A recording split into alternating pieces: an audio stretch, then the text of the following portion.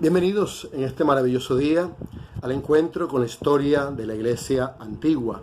Mi nombre es James Enrique Romero Ramos, presbítero de la Iglesia Una Santa Católica y Apostólica, Diócesis de Valledupar, licenciado en Historia y Arte de la Universidad Gregoriana de Roma.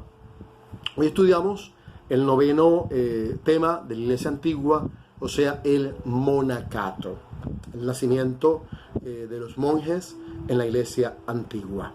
En el nombre del Padre, del Hijo y del Espíritu Santo. Amén. Padre nuestro que estás en el cielo, santificado sea tu nombre. Venga a nosotros tu reino, hágase tu voluntad en la tierra como en el cielo. Danos hoy nuestro pan de cada día. Perdona nuestras ofensas, como también nosotros perdonamos a los que nos ofenden. No nos dejes caer en la tentación y líbranos del mal. Amén. ¿Qué podemos decir sobre el monacato? Que es muy importante su estudio dentro del estudio de la Iglesia Antigua. Hay un libro importantísimo que nos puede servir como apoyo también a este estudio, que es Historia de la Iglesia Antigua. Jesús Álvarez Gómez, que es su autor de la editorial Lavac, Biblioteca de Autores Cristianos. Hay mucha historiografía sobre esto del monacato. Está la historia, por ejemplo, de San Basilio, o la historia de San Antonio contada por Atanasio. En fin, hay mucha historiografía. Me apoyo en este libro para hacer un pequeño resumen de esta historia del monacato. Los monjes en la época antigua tomaron la vida de Jesús. O sea, Jesús de Nazaret fue fundamento y modelo de los monjes, en su pobreza, en su celibato y en su obediencia, lo que más tarde llamaríamos los consejos evangélicos. Se habla de un ascetismo premonástico, o sea, de una serie de acontecimientos que llevan al nacimiento del monacato, llamado así ascetismo, o sea, una práctica rigurosa de penitencia, que fue un fenómeno común en todas las religiones, como un esfuerzo de purificación mental, buscando agradar a las divinidades. O sea, en todas las religiones encontramos esta práctica ascética. Hechos de los Apóstoles, en el capítulo 2, verso 42, al igual que el capítulo 4, verso 32, habla de la comunidad primitiva de Jerusalén, que tenían una comunicación de bienes, que hacían oración y vivían la fracción del pan o Eucaristía. Por lo tanto, podemos decir que los apóstoles practicaban un ascetismo radical, o sea, vivían radicalmente a la manera de Cristo, tanto de llegar a derramar su sangre por Jesús, por confesar el nombre de Jesús. Ya en el primer siglo encontramos testimonio de este ascetismo radical. En 1 Corintios 7, 25-35 se habla de las vírgenes. En 1 Timoteo 5.3 se habla de las viudas, por ejemplo. En Hechos de los Apóstoles 21.9 se habla de las 4 hijas de Felipe que consagraron su virginidad. Al igual que la carta de San Clemente Romano en el año 95, cuando él murió, habla de unos ascetas continentes, al igual que de las vírgenes que existían en la comunidad de Corinto, o sea, de personas que consagraban su virginidad, su castidad al nombre de Jesús y lo vivían radicalmente. ¿Ves? O sea, por eso la equivocación que hay cuando dice ¿por qué los curas no se casan? Un momento, o sea, lea la historia de la iglesia. Siempre ha existido tanto el matrimonio como el celibato, o sea, como la castidad. Porque el celibato no solamente se vive en orden del hombre, sino también de la mujer. Ya desde el primer siglo y hasta antes, había mujeres que consagraban su virginidad a la divinidad, a Dios. Incluso en las culturas antiguas, indígenas, aquí en nuestro continente, hay evidencias de mujeres vírgenes, jóvenes, que se consagraban al dios Sol y que al final eran sacrificadas. ¿Ves? Por eso la virginidad en los inicios de la iglesia era inclusive hasta más importante que el matrimonio. Habían corrientes que veían la virginidad como algo, como signo, porque la virginidad siempre fue vista como el signo del cielo, de la Jerusalén celestial. Incluso que hubo corrientes no ortodoxas, hubo herejías que colocaban la virginidad por encima del matrimonio y que incluso llegaron a rechazar el matrimonio. En el siglo II encontramos a muchos ascetas y vírgenes que eran numerosos, itinerantes, que andaban de ciudad en ciudad anunciando el reino. Una carta que hay de San Ignacio de Antioquía, obispo, a San Policarpo, en esta carta, en el capítulo 5, habla de la humildad como un signo de la virginidad. Al igual que el mismo San Justino, en su primera apología, habla de no contaminarse, que las vírgenes, los consagrados, no estaban contaminados del mundo.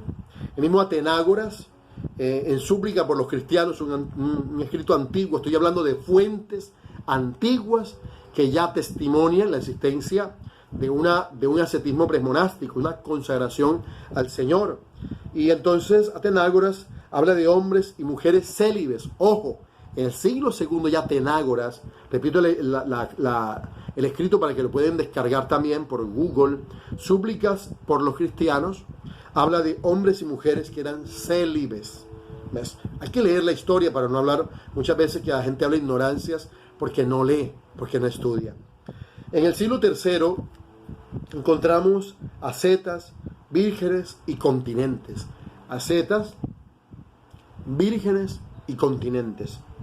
Por ejemplo, Tertuliano, en su escrito de Resurrectionem Carnis, la resurrección de la carne, habla de ello, al igual que San Cipriano, en su De Habitu Virginum, la opción de las vírgenes, al igual que Orígenes, en su homilía tercera del libro de Génesis, dan la prueba de esta existencia de ascetas, vírgenes y continentes. Ahora,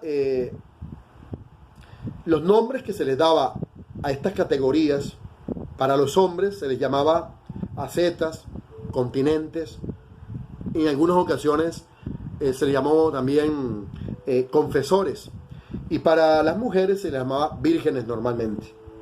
En el siglo IV ya había un rito de consagración de las vírgenes.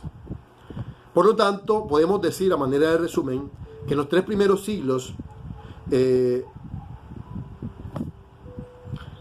estos consagrados, estas vírgenes, ascetas, continentes, no vivían en comunidades, no existían todavía estas comunidades, sino que vivían en sus familias.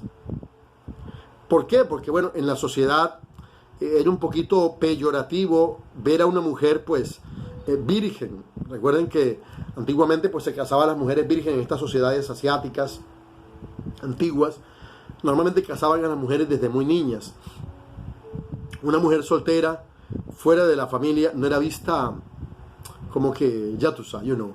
Entonces, por lo tanto, ellas se consideraban vírgenes a veces en su propia familia. El asceta practica el ascetismo en medio de una comunidad cristiana, ya después con el tiempo. O sea, ellos hacían parte de comunidades, pero lo hacían a nivel individual dentro de la comunidad. Ya la palabra monje, que va apareciendo con el tiempo, que es separado del mundo. Monje significa la palabra monje, uno con Dios. Era un ciudadano que al principio vivió en su ciudad y que luego fue separándose de ella a los desiertos.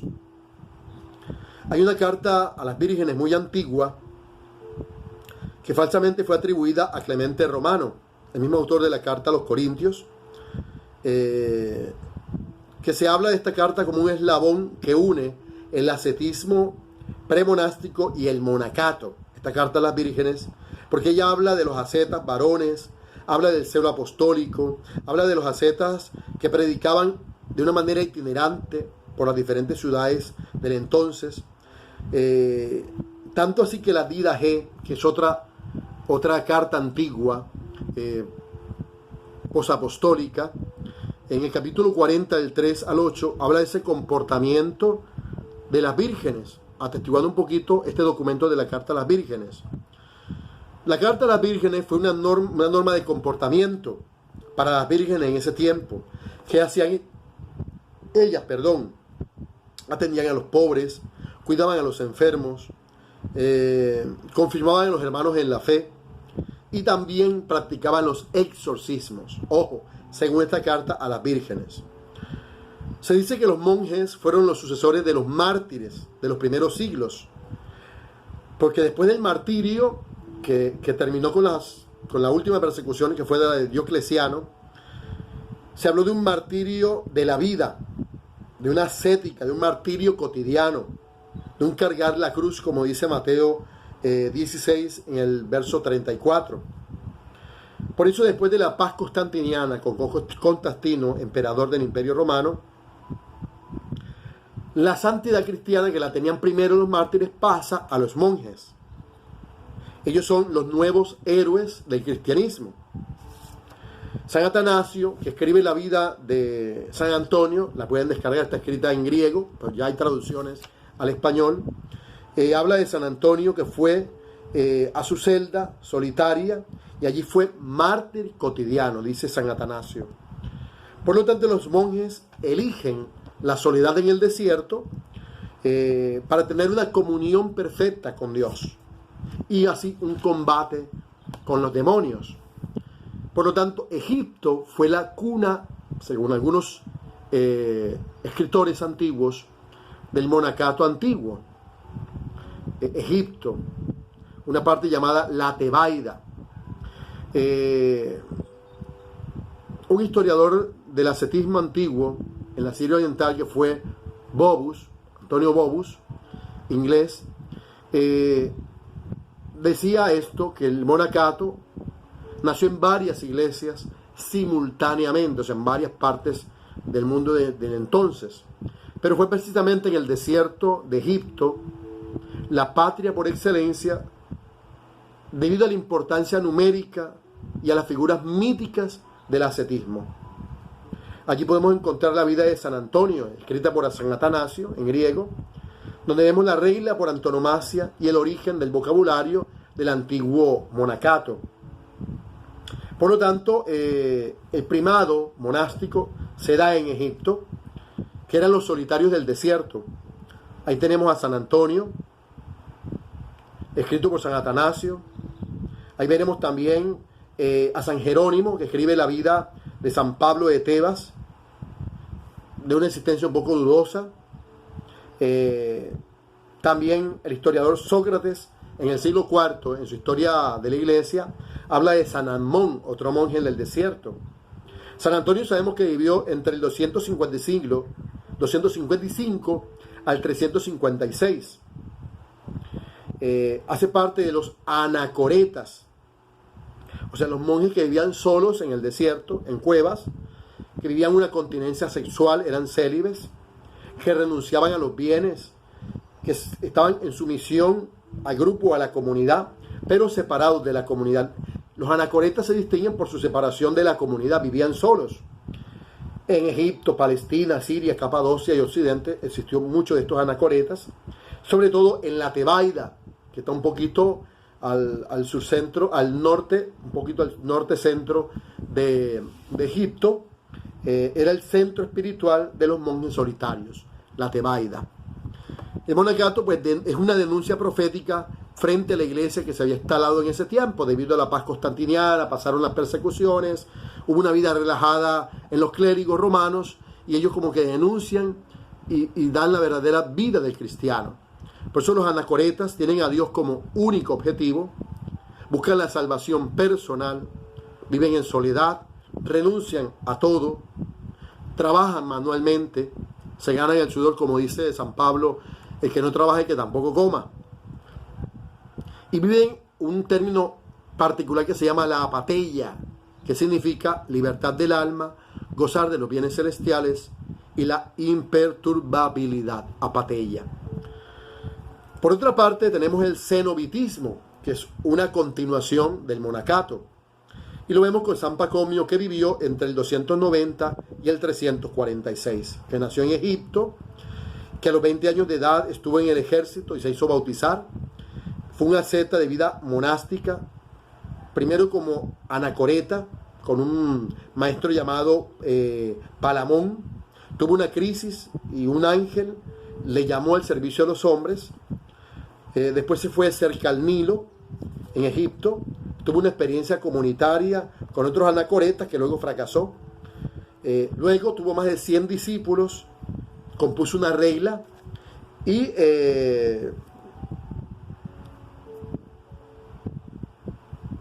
hizo una comunidad cenobítica con estos 100 monjes. Vivía en un monasterio, también hizo un monasterio de monjas. O sea, el cenobitismo no solamente fue para hombres, sino también para mujeres. Partiendo con su hermana María, su propia hermana, la hermana de Pacomio, María, hizo parte de esta vida cenobítica en un monasterio. Ahí le llamaron koinonía, viene el nombre koinonía, que significa comunidad paconiana. ¿Cuáles eran las características de los cenobitas diferentes a los anacoretas? Primero, ponían sus bienes en común. Vivían la abnegación del propio yo. Nada era propio. Sumisión a los servicios mutuos, se servía mutuamente, el amor al prójimo. Buscaban la purificación del corazón y vivían las relaciones fraternas. El hermano era muy importante. Tenían una organización muy bien hecha. Cada monasterio tenía en promedio 700 monjes. Miren el número de estos monjes. Tenían un monasterio central en Pebón, donde vivía Pacomio. 1300 monjes, era el más grande. Era una especie de aldea rodeada de un muro con una única puerta por donde se entraba y se salía. Y en el centro tenían una capilla, una iglesia. Además de tener un refectorio, una cocina, una despensa común, una hospedería. Para ello era muy importante la hospitalidad a los transeúntes, a los peregrinos. Cada uno tenía su celda individual, su casita. Vestían una túnica de lino sin mangas, con un cinturón y un manto o capucha. Tenían reuniones litúrgicas diarias, conferencias. Vivían el ayuno los miércoles y los viernes. El trabajo era duro, eso sí, trabajaban duramente el campo y no eran sacerdotes. Ojo, los pacomianos no vivían al principio, no tenían sacerdotes, los buscaban para que les hicieran la misa. Luego tenemos a San Basilio, otra figura importante, del 329 al 379, de familia profundamente cristiana.